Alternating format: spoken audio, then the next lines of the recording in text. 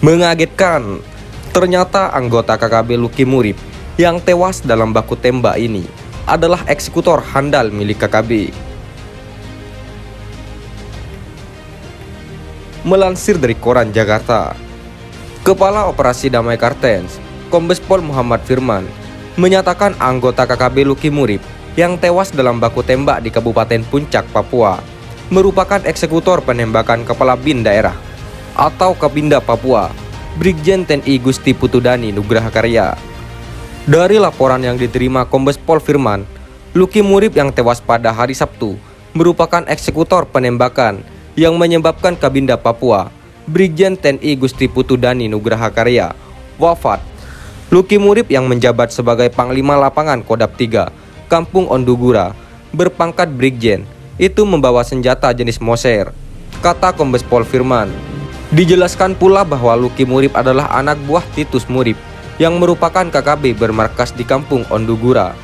Selain sebagai eksekutor penembakan terhadap Brigjen TNI Gusti Putudani Nugraha Karya, Luki Murib juga terlibat sejumlah aksi pembakaran rumah guru dan kepala suku Dambet.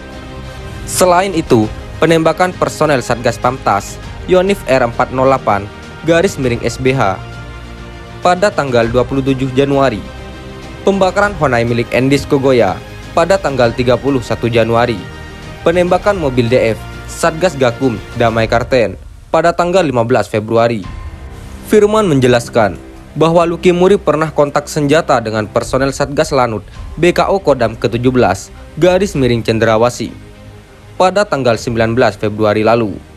Penembakan karyawan PT Marta Tunggal Teknik atau MTT bernama Glenn Sumampo pada tanggal 19 Februari lalu.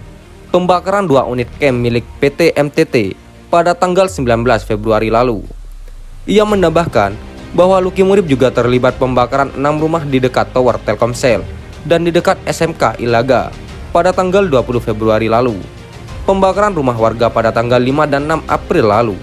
Dan pembakaran bangunan PT MTT di Kampung Wako, Distrik Ilaga, Kabupaten Puncak.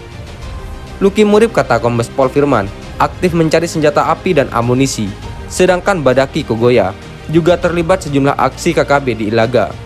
2 anggota KKB itu tewas dalam baku tembak di sekitar jembatan Ilame, Kampung Erogama, Distrik Omukiak, Kabupaten Puncak. KKB Papua tumbang, niat incar pejabat negara, tapi malah tewas diterjang peluru sniper TNI. Sedikit demi sedikit, anggota KKB Papua berjatuhan diburu TNI Polri. Apalagi kini TNI Polri semakin meningkatkan kewaspadaan terhadap pergerakan KKB Papua. Kasus terbaru bahkan KKB Papua diketahui telah berniat mengincar nyawa seorang pejabat yang bertugas di Papua. Semenjak pejabat negara tersebut berada di Papua, keamanan di seluruh wilayah tersebut ditingkatkan. Salah satunya adalah ketika pejabat negara tersebut melakukan kunjungan kerja ke wilayah pedalaman Papua. Mengetahui adanya rencana kunjungan kerja tersebut, prajurit TNI pun diperintahkan untuk mengamankan semua ruas jalan yang hendak dilalui. Atas dasar itu, maka sang penembak jitu kebanggaan TNI pun diberi tugas khusus. Tugas sniper TNI kali ini adalah membersihkan para pengacau pada salah satu titik yang paling rawan pada ruas jalan yang akan dilalui. Sebagaimana tertangkap kamera pada video yang viral di media sosial itu. Meski sniper itu diberi mandat tersebut, namun saat bertugas, ia bukan seorang diri. Sniper kebanggaan TNI itu ditemani beberapa personel lainnya untuk melakukan pengamanan pada lokasi rawan tersebut. Makanya, sebelum sang Fajar menyingsing di ufuk timur, sniper bersama beberapa prajurit TNI langsung bergerak menuju sasaran. Mereka terjun ke lapangan dengan cara yang berbeda. Pasukan elit itu bukannya melewati rute yang akan dilalui, tetapi mengambil jalan pintas dari pos keamanan yang ditempati. Tak disebutkan di mana lokasi paling rawan yang dimaksud dalam video yang viral tersebut. Namun video itu memperlihatkan lokasi-lokasi rawan dengan kondisi medan yang berat pada ruas jalan yang bakal dilalui pejabat negara. Setelah tiba pada tempat yang dituju, sniper TNI bersama tim langsung mengambil posisi guna memantau situasi di hutan belantara tersebut. Kala itu para prajurit TNI tersebut tak mengambil posisi tertinggi, sebagaimana yang dilakukan tim saat memantau pergerakan musuh selama ini.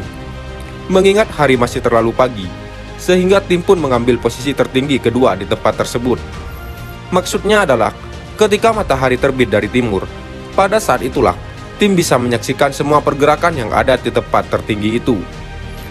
Makanya dengan menggunakan teropong berteknologi tinggi, TNI pun mulai menyisir lekak-lekuk medan paling rawan di bilangan jalan itu. Awalnya tim tidak menemukan satu tanda pun bahwa ada kelompok kriminal bersenjata di tempat itu. Tim juga tak menangkap satupun tanda akan adanya sniper andalan KKB di tempat tersebut. Bahkan meski beberapa jam telah berlalu, tim TNI tak menemukan secuil pergerakan pun sebagai tanda ada sniper KKB di lokasi itu. Mulanya para prajurit TNI itu seakan gembira karena apa yang dikhawatirkan tak ditemukan. Sniper KKB yang awalnya diperkirakan bakal ada di tempat itu ternyata tak terlihat sama sekali. Pasalnya, semua sisi pepohonan juga lekak-lekuk permukaan tanah telah disisir dengan sangat detail. Suasana yang demikian justru membuat sniper TNI makin gusar, sebab feelingnya berkata lain. Oleh karena itu, ia pun bergegas mengambil teropong dan sesaat kemudian memantau ulang situasi di lokasi tersebut. Didorong oleh rasa gusar di hati, sang sniper pun mengarahkan pandangan ke gundukan batu berjarak sekitar 300 meter dari posisinya berada. Awalnya ia tak melihat adanya kejanggalan di tempat itu. Namun tiba-tiba teropong di matanya menangkap sebuah gerakan tanaman perdu yang berlawanan dengan arah datangnya angin. Secara kasat mata, gerakan itu tak terlihat karena terjadi balik sebuah gundukan kecil bebatuan. Tapi feeling sang sniper TNI tak pernah meleset. Ia pun tahu kalau orang yang dicari atau sniper KKB ada di tempat tersebut. Ia pun langsung mengarahkan senjatanya ke sasaran. Dan momen menegangkan pun terjadi. Detik demi detik berlalu. Tanda sedikit ada gerakan sedetik pun dari sniper KKB. Sementara kendaraan yang mengantar pejabat negara hampir memasuki lokasi rawan tersebut. Namun bak untung tak dapat diraih, malang tak dapat ditolak. Itulah yang dialami sniper KKB Malang itu. Ketika yang bersangkutan hendak mengambil posisi tembak, pada saat itulah timah panas menerjang kepalanya. Beberapa saat seusai menunaikan tugas, kendaraan pejabat negara pun melintasi lokasi tersebut. Pada saat itulah, sniper TNI itu merasa lega karena tak ada gangguan sama sekali. Sekian dan terima kasih. Jika ada salah kata, kami mohon maaf. Jangan lupa like, komen, dan subscribe.